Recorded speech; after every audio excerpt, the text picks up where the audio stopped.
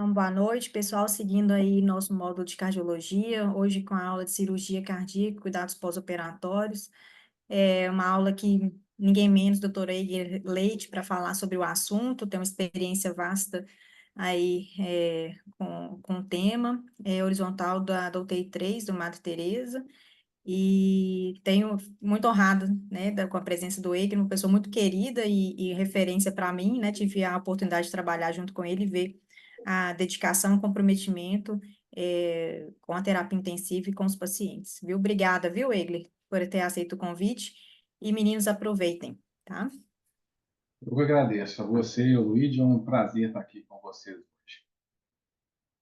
Pessoal, então vamos começar. Para a gente poder entender um pouquinho o paciente que a gente vai lidar no pós-operatório de cirurgia cardíaca, a gente tem que saber qual paciente a gente vai estar recebendo, né? E quais são os preditores de risco desse paciente que vão nos levar a ter mais ou menos complicações no nosso pós-operatório.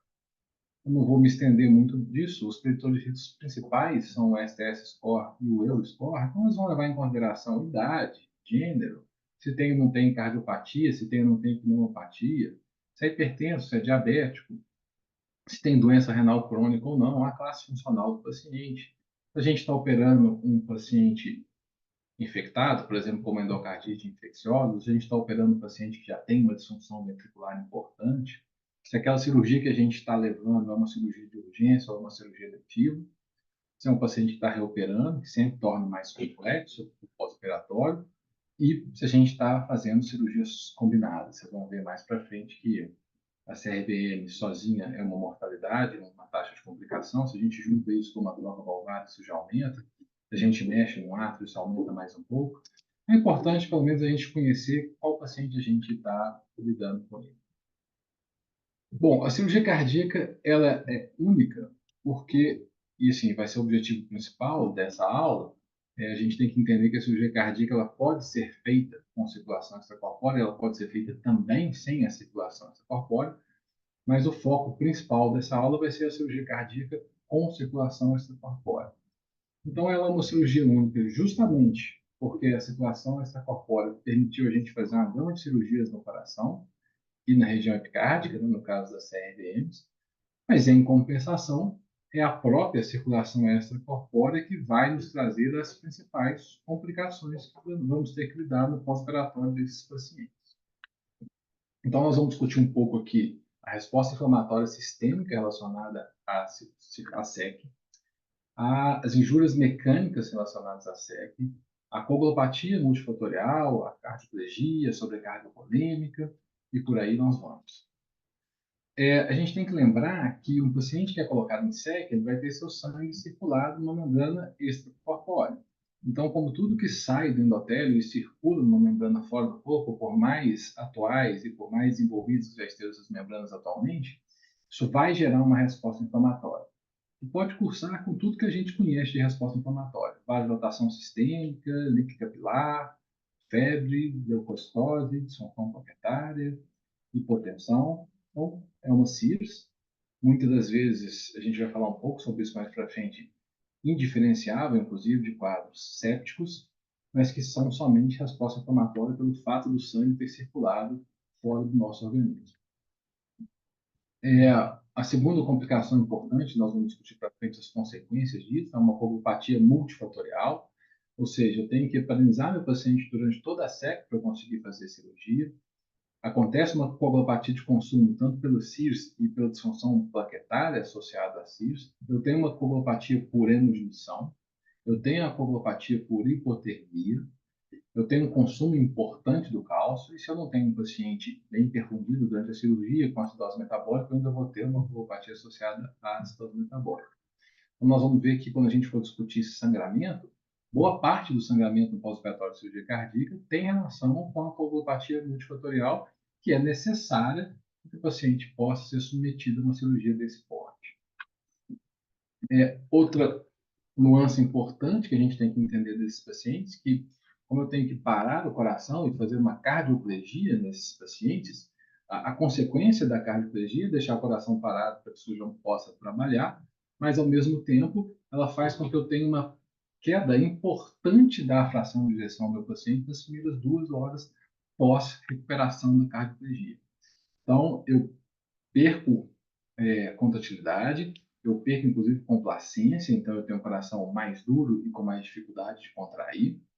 E muitas das vezes a gente recebe esse paciente no pós-operatório, o paciente foi operado, fração de ejeção é 60%, o coração é bom, por que chegou usando dopamina? Muita gente fica sem entender isso, mas é porque é natural que eu tenha uma perda da função cardíaca e que ela vá se recuperando, grande maior parte das vezes entre 12 e 24 horas de pós-operatório, mas essa recuperação da função cardíaca pode levar até 7 dias de pós-operatório.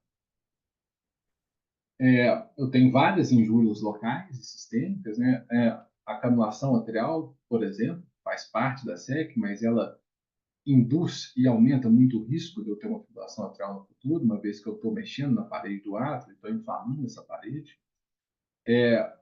Os AVCs e os fenômenos trombólicos relacionados à cirurgia cardíaca têm muito a ver com o aterioembolismo pela clampagem da aorta, ou seja, no momento que eu clampo a aorta, muitas vezes uma aorta muito calcificada, eu posso soltar êmbolo do sistema nervoso central, que é o que mais nos preocupa, né, os AVCs, mas muitas vezes a gente esquece que eu posso soltar êmbolo para a circulação esplâncnica e fazer uma isquemia mesentérica, eu posso soltar êmbolo para a circulação renal e fazer uma insuficiência renal aguda, eu posso soltar êmbolo, inclusive, para os membros inferiores, às vezes isquemia das periferias dos nossos membros inferiores. A questão da disfunção miocárdica pelo atordoamento do coração, pela cardioplegia, eu já falei. A gente tem que ficar atento que se eu também fizer uma cardioplegia ineficaz, eu posso ter injúria miocárdica associada à SEC, e aí eu piorar de fato a minha função cardíaca. Os distúrbios de coagulação, eu discuto isso um pouco mais para frente. As cirurgias valvares, principalmente a aórtica, é a que dá mais distúrbios de coagulação pela proximidade da válvula aórtica com o sistema de condução, mas pode acontecer tanto na cirurgia mitral quanto na CRDM. É por isso que, quando vocês estiverem recebendo os pacientes, vocês vão ver que todos eles já chegam com o marcapasso epicárdico implantado, já prevendo que no futuro eles possam ter o distúrbio de condução. A encefalopatia é relativamente comum. Se você pegar grandes trabalhos, isquemias pequenas cerebrais, elas são muito comuns durante a cirurgia cardíaca.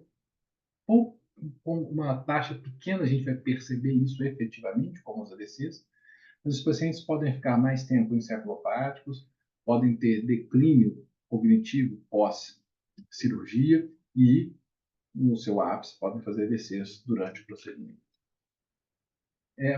Então, eu discutindo um pouquinho das principais complicações, eu vou tentar guiar cada complicação ali pelo que aconteceu na SEC que levou a essa complicação.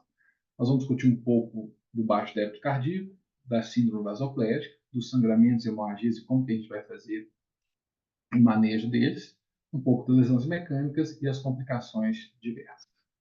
Bom, a primeira grande síndrome que a gente não pode deixar passar no pós-operatório imediato de cirurgia cardíaca é o que a gente chama da síndrome do baixo débito cardíaco. Se eu for caracterizar essa síndrome, se eu tivesse um catéter de Swan Ganz na minha mão, eu vou caracterizar essa síndrome como um paciente que teve uma hipotensão arterial e um baixo débito cardíaco, obviamente, um índice cardíaco abaixo de 2,2. Na prática, a gente vai ver um paciente que está hipotenso, hiperlactatêmico, citose metabólica, os marcadores de perfusão alterados, além de um exame físico que vai mostrar a gente as janelas de perfusão como qualquer outro paciente em choque cardiogênico. Alteração do sensório, diurese reduzida, perfusão reduzida capilar periférica ao exame clínico. O grande problema é que a síndrome do baixo débito cardíaco, ela é uma síndrome que eu não posso dizer como uma patologia única. Eu costumo chamar ela de uma síndrome guarda-chuva. Eu tenho várias patologias que eu tenho que descartar que se encaixam como uma síndrome do baixo débito cardíaco.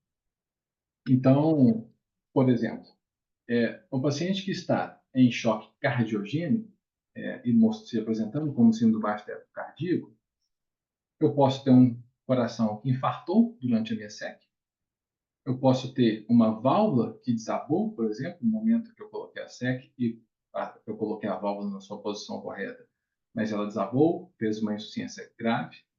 Eu posso ter um pneumotórax de punção hipertensivo, por exemplo. Eu posso ter um tamponamento cardíaco, uma vez que eu abri o pericárdio do meu paciente. E eu ainda posso ter os distúrbios de condução. Costumo falar com os meninos que a beira-leito, um ecocardiograma ou um ultrassom beira-leito é fundamental, porque ele vai me mostrar a contratilidade, e se eu tenho uma parede que não existia, que nesse momento está acinética ou hipocinética. Ele vai me mostrar se eu tenho ou não tenho um tamponamento cardíaco. Ele vai me mostrar se a válvula está funcionando ou não. Se eu passar essa situação para o pulmão, eu já consigo dar o diagnóstico se eu tenho ou não pneumotórax. Então, o ultrassom agreleito me ajuda demais a dar o diagnóstico da síndrome do baixo direto. Os distúrbios de condução, sejam eles taquiarritmias ou bradiarritmias, o eletrocardiograma vai mostrar isso imediatamente, e são fáceis de serem tratados, uma vez que eu tenho um marca-passo implantado, no caso das bradiarritmias e as taquiarritmias, a gente discute um pouco mais para frente. E se, eventualmente, eu não acho nada disso, aí sim eu posso dizer que a minha síndrome do baixo débito cardíaco está relacionada ao miocárdio atordoado pós-SEC que eu discuti anteriormente.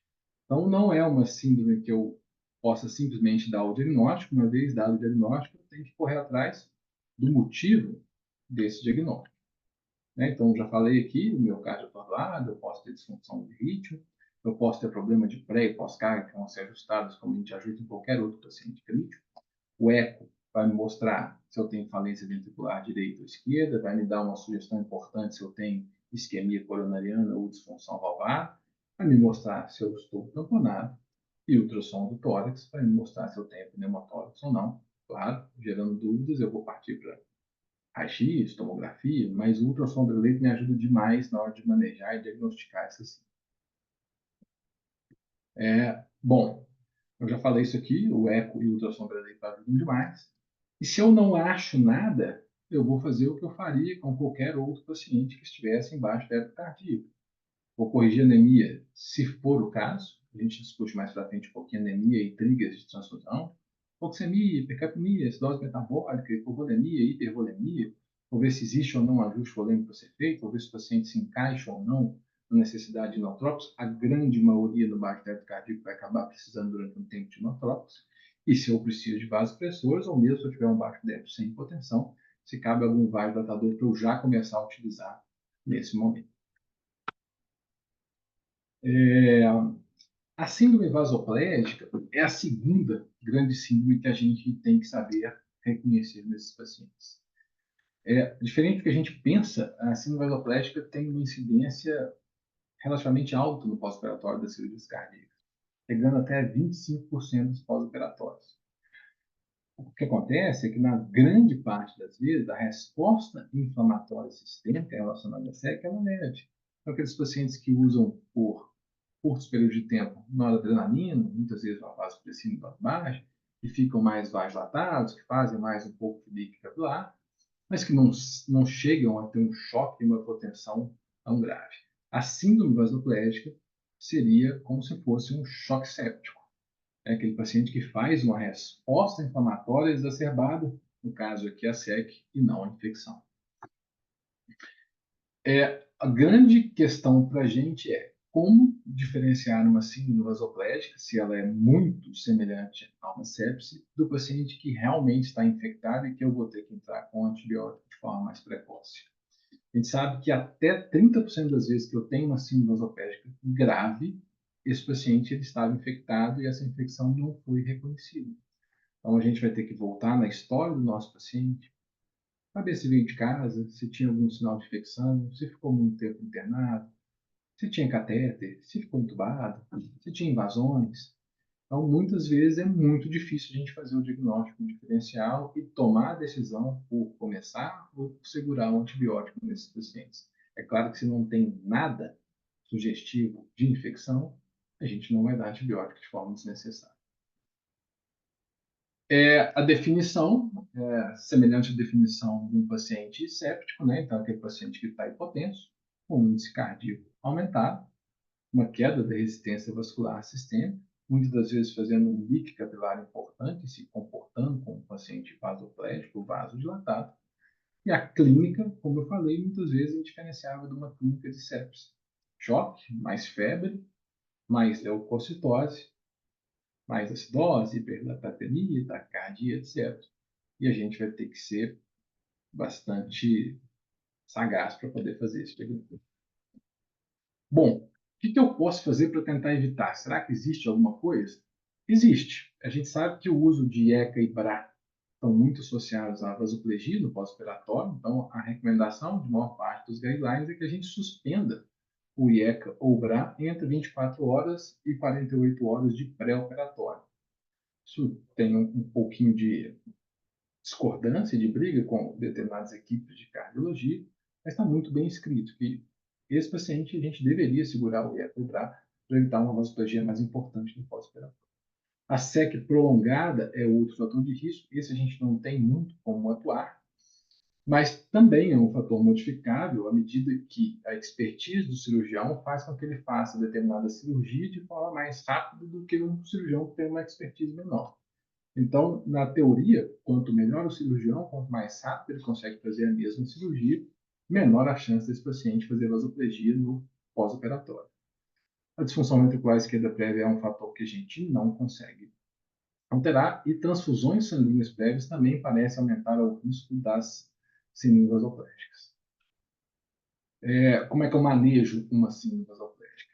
Igual eu manejo qualquer choque distributivo. A noradrenalina costuma ser a nossa droga de escolha. A vasopressina como uma opção de associação à noradrenalina, principalmente em doses até 0,03. Quando a gente usa noradrenalina acima de 0,25, 0,5 microgramas por quilo, na minha visão, é uma ótima opção. A gente não tem grandes trabalhos com desfechos duros em mortalidade, mas a gente tem vários trabalhos com desfechos secundários. Ou seja, o menor uso de noradrenalina, como a gente vê na sepse, e menor índice de disfunção renal que leva à terapia de substituição renal. Então, só esse desfecho eu já acho um desfecho interessante, e eu advogo o uso da vasopressina nesses pacientes quando a gente tem uma vasoplegia mais exacerbada. E tem o grande azul de metileno, é uma vedete, principalmente no Brasil, a gente tem vários trabalhos com azul de metileno, nenhum trabalho muito grande. Eu sei que a impressão à beira-leito, né, mesmo eu tendo acompanhado vários casos de cirurgia cardíaca, não é tão válida na medicina baseada em evidência, mas eu tenho uma impressão de que o azul de metileno realmente ajuda quando a gente tem um choque vasoplégico grave. E a ideia por trás do azul do metileno na fisiopatologia é que a gente consegue medir a via da liberação do óxido nítrico e reduzir a resposta inflamatória, a resposta vasopressora, né, vasoplégica do óxido nítrico, melhorando o choque desses pacientes. Minha opinião é que funciona muito bem. Tem vários trabalhos pequenos, não trouxe esses trabalhos aqui porque são vários, e nenhum com, assim, nenhum trabalho gigante que eu possa dizer, mas a minha impressão é que ele funciona muito bem. Uma outra síndrome que a gente costuma esquecer nos pós-operatórios de cirurgia cardíaca é a síndrome de pós-pericardiotomia. O que é isso? É um paciente que, como ele teve seu pericárdio aberto, muitas vezes esse pericárdio ele vai inflamar no pós-operatório. Então, é aquele paciente que eu estou trabalhando e não entendi por que ele fez uma febre, normalmente além do primeiro DPO, sem sinais de infecção.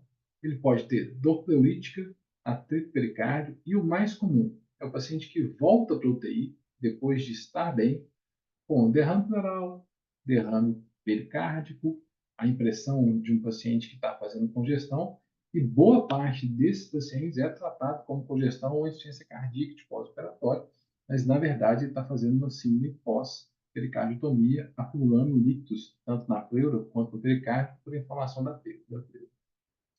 Incidência relativamente alta e muito esquecida nas unidades de terapia intensiva, e a ideia de fisiopatológica que seja inflamação do pericárdio pelo sangue no pericárdio, que leva a uma imunomediação ou inflamação. A gente tem que lembrar, quando eu tenho isso, fazer o diagnóstico diferencial realmente com ciência cardíaca, com sepse e com a própria embolia pulmonar, mas se eu não pensar, eu não vou tratar. O tratamento é igual eu trato com qualquer pericardite, ou seja, AS em doses altas, anti-inflamatório, ou anti-inflamatório, obviamente. Aqueles pacientes que têm contraindicação a AS ou anti-inflamatório, a gente pode lançar mão do corticoide, sempre qualquer um deles associado à colchicina. E eu poderia, inclusive, fazer a prevenção. Eu admito que eu desconheço qualquer serviço em Belo Horizonte que faça a prevenção da síndrome pós-pericarditomia com coxa em cima, apesar de ser uma síndrome reconhecida e de uma incidência relativamente alta. Uma vez ou outra a gente acaba tratando, mas profilaxia que deveria ser feita, eu desconheço qualquer serviço em BH que faça esse tipo de profilaxia.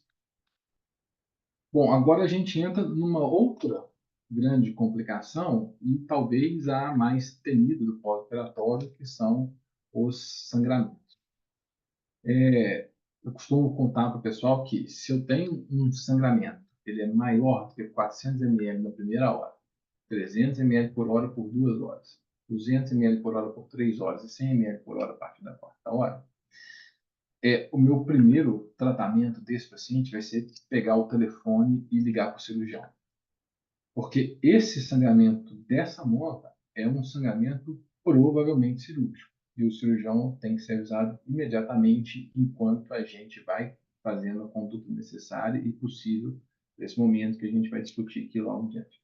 A primeira coisa é avisar o cirurgião. A gente não pode deixar para depois e nem comer mosca nisso, porque muitas vezes a gente está num plantão agitado, 10 pacientes, o paciente começa a sangrar, não deu tempo da enfermagem te avisar ou não viu, então a gente tem que vigiar rigorosamente esses pacientes, principalmente na primeira hora, para a gente poder pegar esses sangramentos ameaçadores da vida e dar tempo da gente fazer alguma coisa pelo paciente.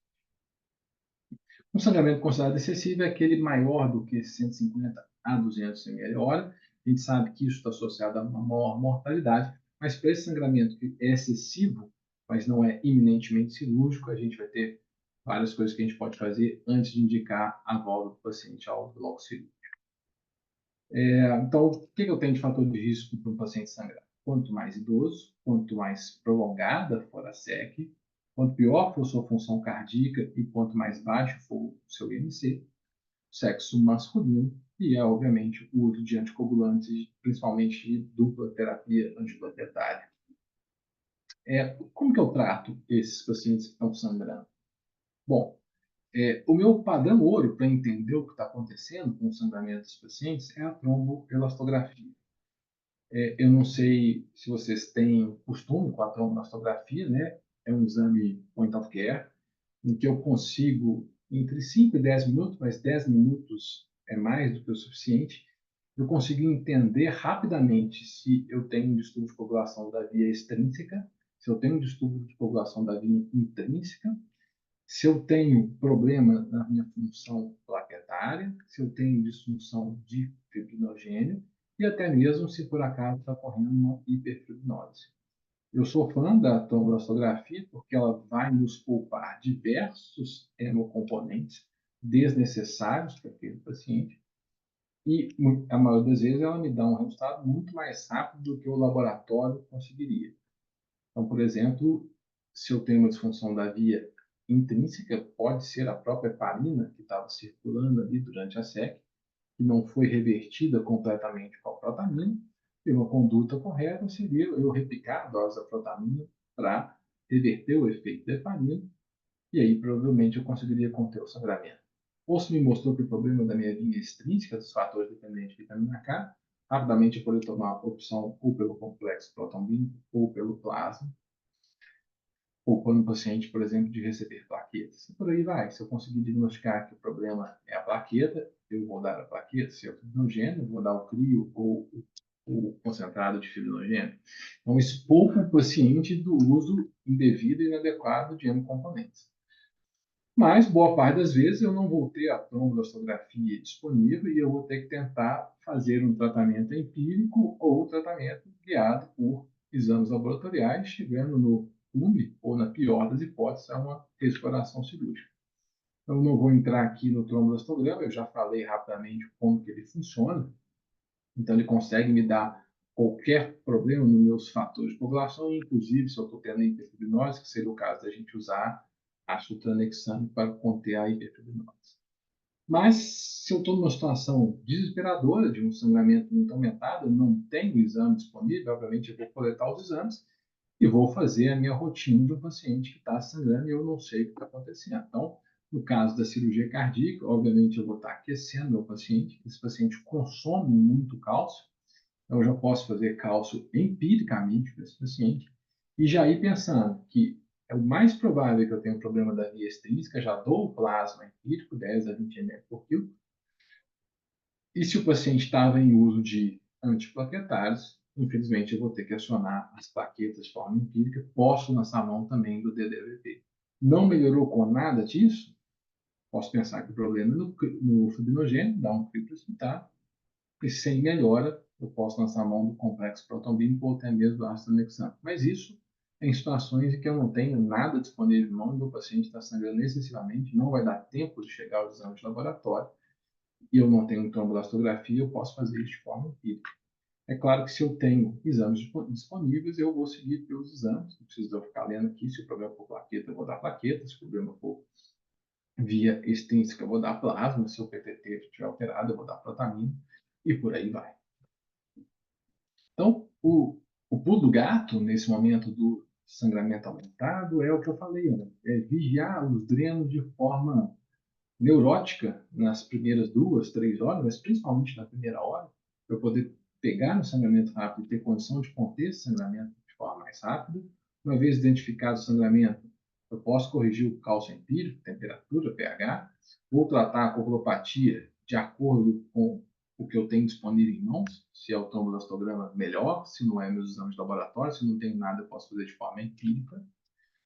Controlar agressivamente a pressão desse paciente para eu tentar conter sangramento. Vocês vão ver na literatura muitas vezes o uso da PIP como hemostasia mecânica, mas só funciona efetivamente se eu tiver um sangramento venoso aumentado. Se eu tiver um sangramento arterial aumentado, a PIP não é capaz de conter esse sangramento. E se de tudo eu não resolvi ou o sangramento muito excessivo, é indicar a restauração cirúrgica em contato próximo com o cirurgião. Bom, aqui já é outra situação. Uma vez contido o sangramento, aquele paciente que sangrou, ou o paciente que está no pós-operatório e está com anemia, quando que eu devo transfundir esse paciente? Quando que eu não devo transfundir esse paciente?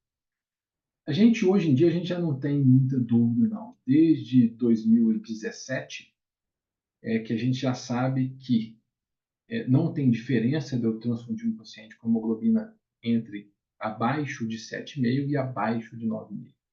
Hoje em dia, o trigger de grande parte das unidades de terapia intensiva é a hemoglobina abaixo de 7,5 e já está caminhando para baixo de 7, como a gente faz em boa parte dos nossos pacientes clínicos. E eu acredito que, muito provavelmente, a gente vai seguir o mesmo que a gente segue em pacientes clínicos críticos. Se eu não tenho distúrbio do metabolismo de oxigênio, independente se minha hemoglobina é 6,5, 6, 7, acho que a gente vai caminhar para não precisar de transfundir esses pacientes. Difícil essa discussão no dia a dia com os cirurgiões, grande parte deles ainda divulga o uso de hemoglobina em torno de 10, ou seja, nosso trigger de transfusão ser abaixo de 9,5, mas não tem nada hoje em dia que sustente isso na literatura. A gente deve transfundir os pacientes se eles tiverem hemoglobina pela literatura 7,5, mas na prática a gente já está caminhando até para valores menores do que isso. Então, isso já foi visto nos Estados Unidos, na Europa, trabalhos para todos os lugares. A gente vê que isso não traz diferença de mortalidade dos nossos pacientes. E algo que eu acho muito importante, os australianos, eles são bem incisivos nessa questão de manejo de hemocomponentes, né? E tem um trabalho gigantesco da Austrália, óbvio que ele é retrospectivo, não é um trabalho tudo cego, randomizado, mas que mostra para a gente que a cada uma unidade de sangue que o paciente pós-cirurgia de revascularização miocárdica recebeu, ele teve aumento de mortalidade. É claro que é um estudo observacional, então, muito provavelmente, os pacientes que receberam mais sangue eram pacientes mais graves. Mas eu gosto de trazer isso nas aulas, gosto de mostrar para os cirurgiões que quanto menos sangue a gente conseguir utilizar nesse paciente, melhor. Provavelmente a gente vai estar poupando esse paciente de complicações no futuro. Esse mesmo programa australiano, ele mostra para a gente que quando eu consigo reduzir transfusão de unidade concentrada de hemácias, consigo reduzir plasma, consigo reduzir transfusão de plaquetas.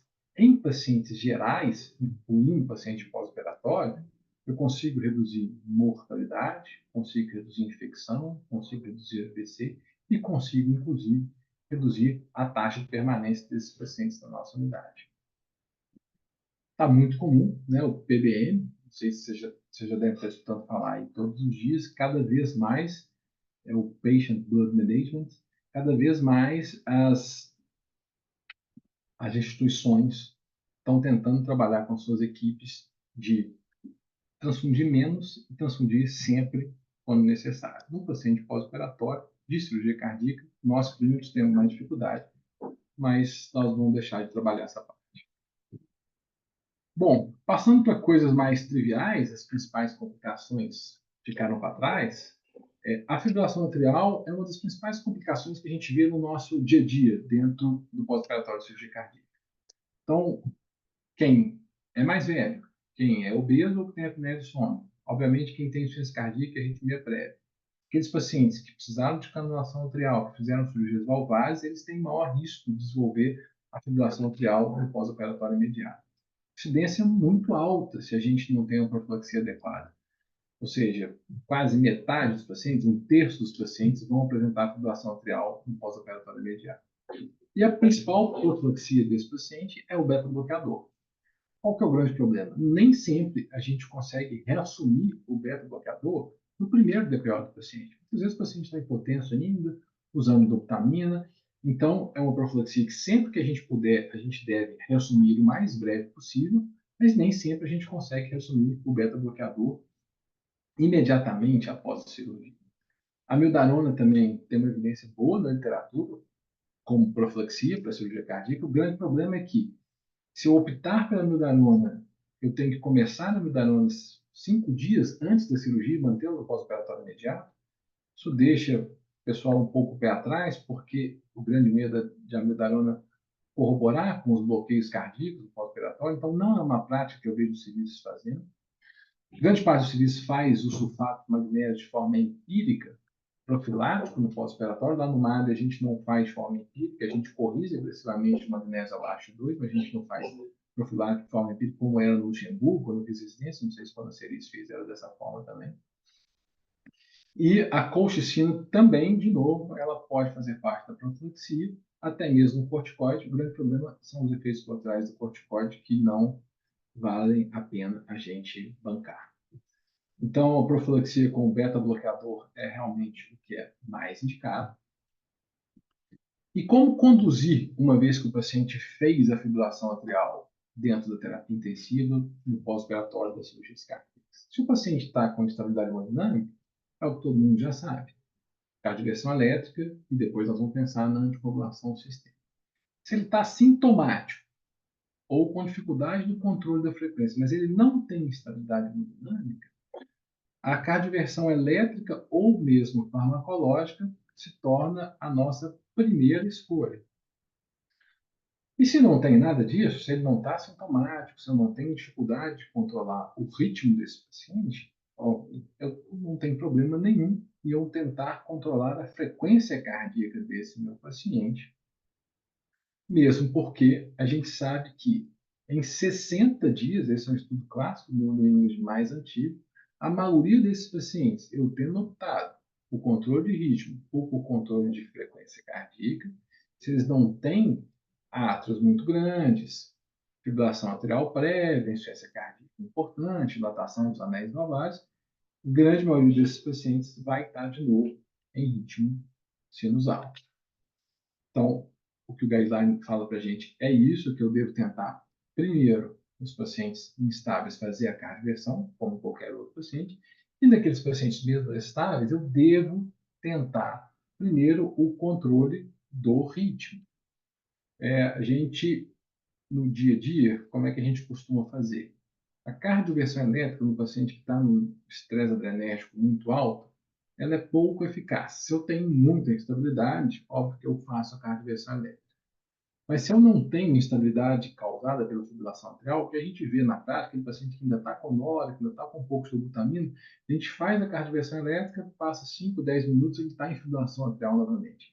Então, em pacientes estáveis, a nossa prática lá no MAD, ele também, no HUCM, onde eu faço pós-operatório de cirurgia cardíaca, a gente tentar a cardioversão com a velha e boa amiodarona mesmo.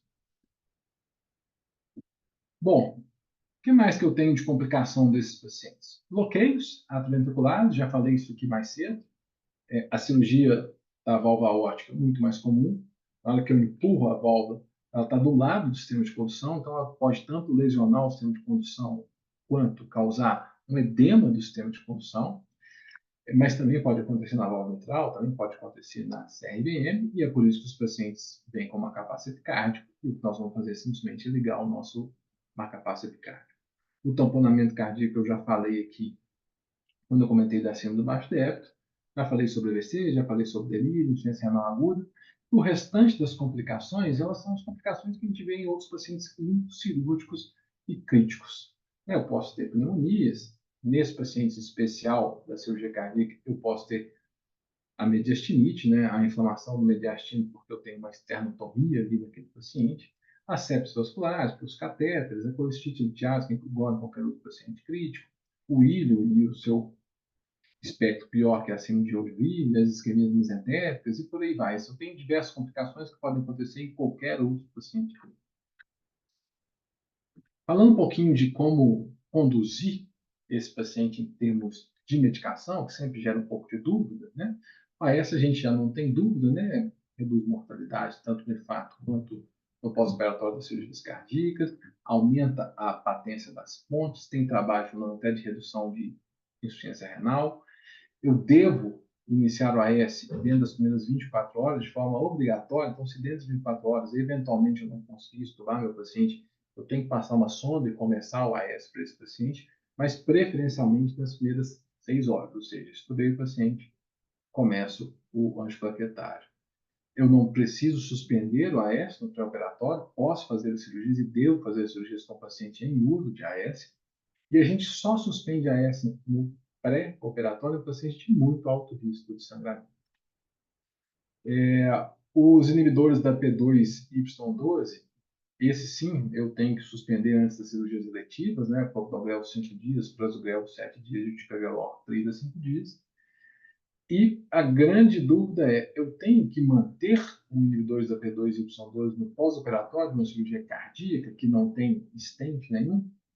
O que os guidelines de síndrome coronariana e de pós-operatório de cirurgia cardíaca falam é o seguinte: se eu operei um paciente em vigência de síndrome coronariana, ou seja, exemplo, infartei há 3 meses, fiz um cateterismo multivascular grave, e eu fiz uma CRVM.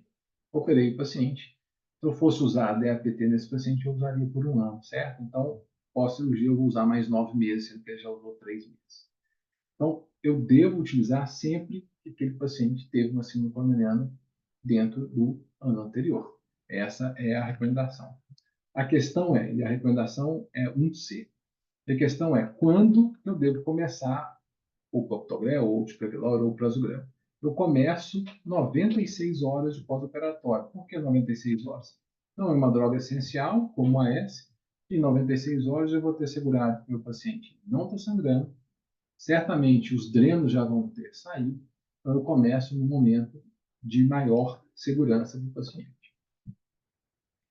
Estatina, como nas síndromes coronarianas, eu devo utilizar, elas reduzem eventos coronarianos e evitam o fechamento dos enxertos. Existem até na literatura evidências duvidosas que elas podem reduzir a taxa de fibrilação atrial, e a gente vai dar sempre preferência, assim como a gente faz na síndrome coronariana, pelas estatinas de alta potência em dose de alta potência, ou a atorvastatina ou a rosuvastatina. Se eu não uso no pré-operatório, eu não preciso iniciar, mas se eu uso, obviamente eu vou manter, e se eu não uso, eu vou começar somente no pós-operatório. Beta-bloqueadores. A discussão do beta-bloqueador é uma discussão interessante, né? A gente sabe que ele reduz mortalidade, né? Insuficiência cardíaca de fração de ejeção reduzida. A gente acredita ainda hoje que ele reduz a mortalidade no infarto. Não sei se vocês viram no congresso recente do American College. Tem um trabalho com uso de beta-bloqueador naquele paciente que infartou com supra e foi tratado e manteve a fração de ejeção preservada. Não houve diferença de mortalidade desse paciente se eu usar o beta-bloqueador ou não. Mas é um trabalho, né, que saiu na American College, já no paciente com infarto, com supra, que ficou com a fração de ejeção preservada. Então, até hoje, a gente continua usando o beta-bloqueador para todo mundo que infartou, mas tem esse detalhe que a gente tem que lembrar. No pós-operatório de cirurgia cardíaca, não vai ser diferente. Quando eu vou usar o beta-bloqueador? Aqueles pacientes que infartaram recentemente, que têm insuficiência cardíaca de fração de ejeção reduzida. Quando eu quero fazer profilaxia para fibrilação atrial, ou seja, todos os pacientes, então, no pós-operatório de cirurgia cardíaca, eu vou usar em todo mundo. Fica a dúvida se o paciente que não usa, eu tenho que iniciar no pré-operatório. Provavelmente não, mas é uma questão ainda a ser respondida. No pós-operatório, para todo mundo. Mas a indicação 1A é realmente para quem tem insuficiência cardíaca de fração preservada, não tem a ver com o fato dele ter feito cirurgia cardíaca. E ECBRA, mesma indicação dos pacientes não CRBM, né? Fração de ejeção reduzida, diabetes, doença renal crônica com proteína, etc. Já falei da questão da suspensão no pré-operatório, pelo aumento do risco de vasoplegia. Eu acho que essa é a principal novidade que tem que ficar. Novidade não, né? Eu acho que é a principal novidade mesmo do IEC do BRA para a grande parte das pessoas. 12 horas para o captopril, 24 horas para o enalapril e para os demais BRAs. Bom, cirurgias valvares. Mortalidade muito maior do que a CRDM, aórtica 2 vezes mais, mitral 3 vezes mais, tricúspide 4 vezes mais. E quando eu faço uma cirurgia combinada, seja revascularização com a aorta, revascularização com mitral, dupla troca, mitral-aórtica, eu sempre vou ter uma mortalidade maior desses pacientes. Eu vou passar por isso mais rapidamente, senão a aula vai ficar muito longa, mas o paciente mitral, principalmente, a gente tem que parar para conversar um pouco sobre ele. É o paciente que dá mais trabalho para a gente no pós-operatório de cirurgias com SEC. Principalmente quando eu estou lidando com pacientes com insuficiência mitral. Por quê? Os pacientes com insuficiência mitral, grande parte deles vai perdendo fração de ejeção por dilatação do ventrículo. Em algum momento, esse coração está trabalhando contra uma pós-carga, e o que ele não consegue ejetar para frente, ele tem uma pós-carga muito baixa, porque ele tem uma insuficiência mitral, então ele ejeta para trás. Na hora que eu corrijo uma insuficiência mitral desse paciente, eu aumento subitamente a pós-carga desse paciente. Agora, o que ele não ejeta para frente, ele não consegue mais ejetar para trás. O aumento súbito de pós-carga não é bom para o coração nenhum, principalmente quando eu já tenho alguma disfunção do meu VR. O que vai acontecer? Esse paciente da insuficiência mitral, se eu não consigo, em 24, 48 horas, vasodilatá-lo bem, deixá-lo mais seco, diminuir a pré-carga desse paciente, em 48, 72 horas ele vai estar em insuficiência cardíaca aguda, fazendo edema do pulmão, fazendo fibrilação atrial, hipoxêmico, crepitando, e muitas vezes esse paciente sai bem da UTI e vai fazer essas que a gente chama de síndrome do fechamento da mitral na unidade de internação, porque a gente não conseguiu adequadamente vasodilatar, diminuir pré-carga desse paciente, diminuir pós-carga desse paciente, para que um coração que já não tinha uma contratividade muito boa e agora passou a trabalhar com a pós-carga alta, ele não vai dar conta e vai entrar em falência. Então, é o paciente que a gente tem que ter medo no pós-operatório de cirurgia cardíaca, é o paciente com insuficiência mitral, principalmente aquele que já começou a perder fração de ejeção.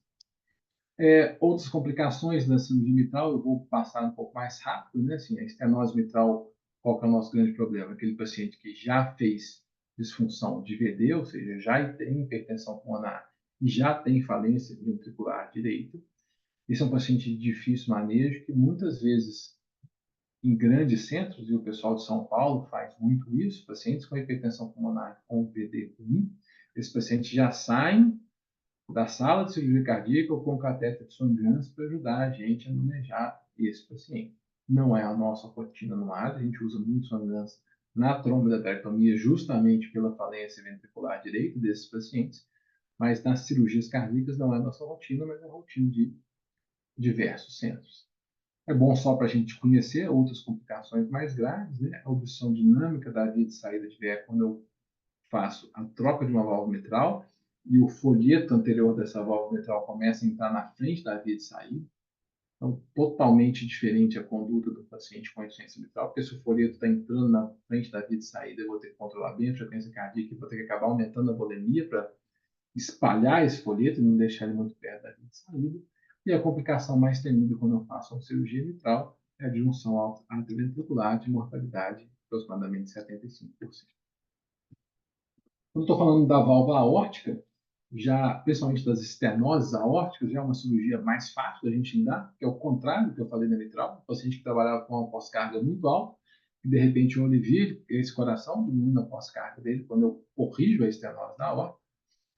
E o que a gente tem que marcar muito na válvula aórtica são os distúrbios de função, né? Muito comum nos primeiros 3 dias, o bloqueio atrioventricular.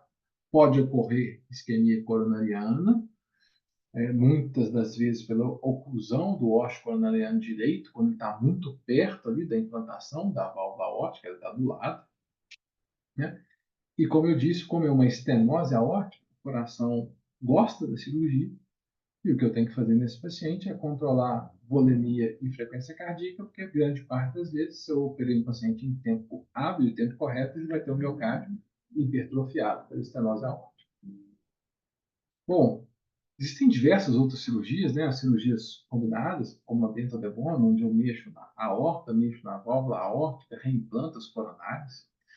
E o grande problema é que quanto mais eu vou combinando cirurgia, eu já falei previamente, eu aumento minha mortalidade e a parte das cirurgias combinadas, principalmente quando eu começo a mexer na aorta, elas vão precisar, além da SEC, de uma parada circulatória total, onde eu tenho que induzir hipotermia no meu paciente, fazer uma parada circulatória efetiva, onde sangue nenhum circula, e isso aumenta a chance de eu ter injúrias neurológicas, renais e splâncnicas. É um capítulo à parte, como eu citei aqui. É o caso, por exemplo, da tromboendarterectomia, em que eu tenho que fazer parada circulatória total, onde o sangue não circula em momento algum, né, nem na SEC.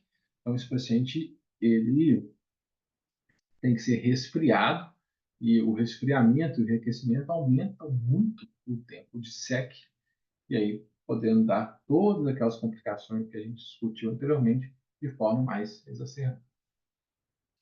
Bom, chegando no final, algo que causa um pouco de dúvida em boa parte das pessoas é como que eu vou manejar antitrombótico, anticoagulação nesses pacientes que foram submetidos à cirurgia cardíaca. Bom, as válvulas mecânicas, a gente não tem muita dúvida, né? Tanto na aórtica quanto na mitral, eu vou ter que anticoagular esses pacientes. Lembrando que para as válvulas mecânicas eu não tenho outra opção, a não ser o velho e bom Malevan, o DOAC até o momento está proscrito para as válvulas mecânicas e para pacientes que têm estenose mitral de moderada a grave, né? Não é o caso aqui, mesmo sem cirurgia. E se eu tenho algum fator de risco para coronariopatia, eu vou ter que utilizar o anticoagulante mais o antiplaquetário. Já nas válvulas biológicas, na mitral e na tricúspide biológica, a indicação é que eu faça um anticoagulante por 3 meses e depois que eu mantenho somente o antiplaquetário. Aqui eu já posso utilizar, se eu quiser, um DOAC. Na válvula aórtica biológica, eu não tenho necessidade da DOAC, vou para antiplaquetário 3 meses. Se tem qualquer indicação de anticoagulação, eu não uso antiplaquetário, vou usar o DOAC de acordo com a indicação da anticoagulação.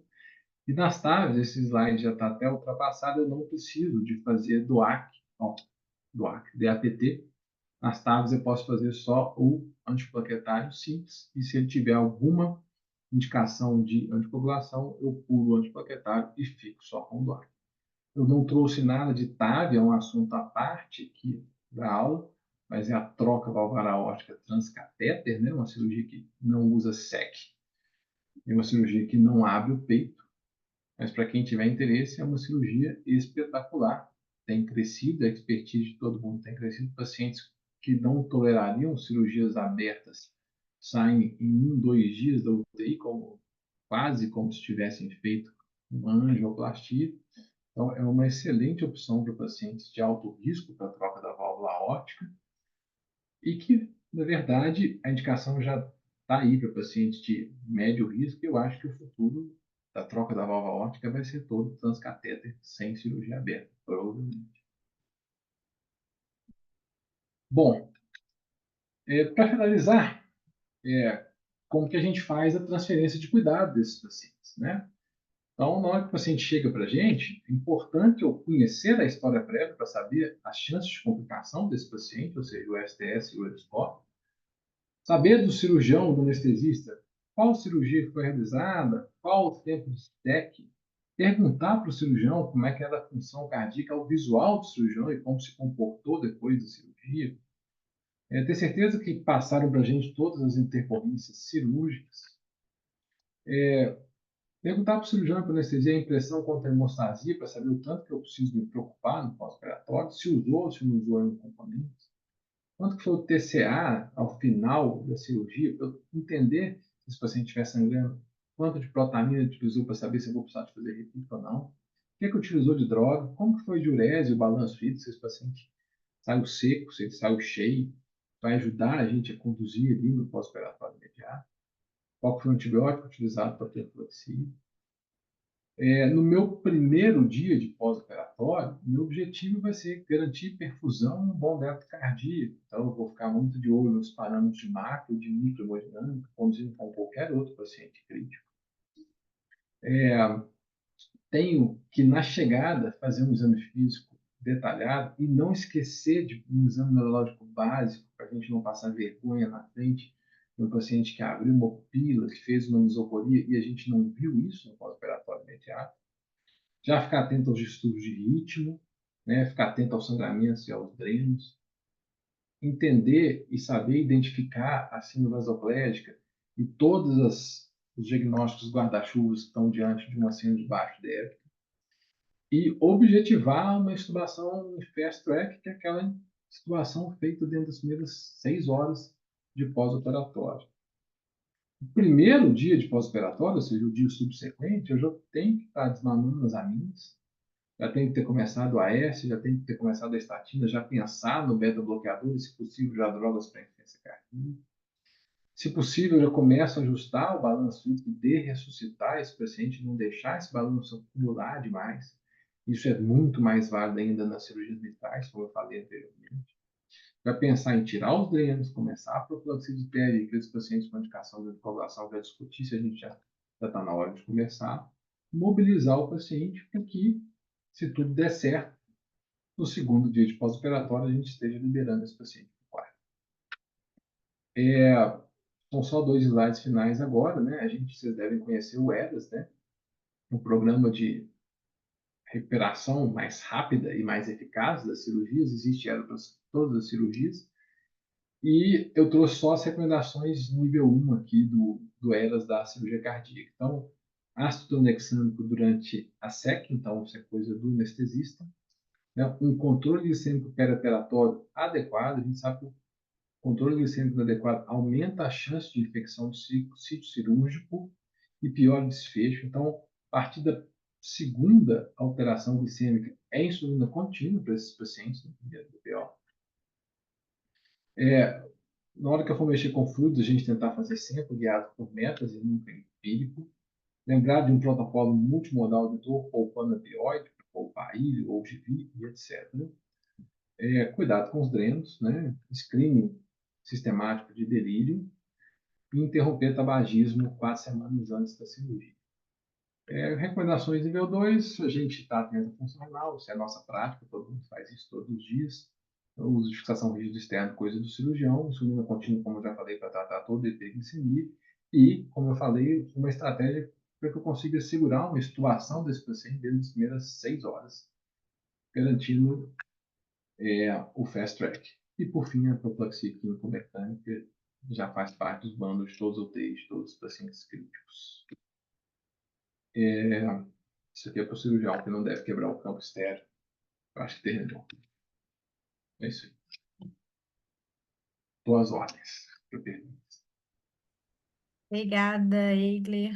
Como eu disse antes, não conheço ninguém com mais propriedade para falar sobre o assunto aqui. Muito obrigada pela disponibilidade. Vou parar a gravação e vou liberar para os meninos aqui tirarem alguma dúvida, tá, sobre o tema, viu? Ok.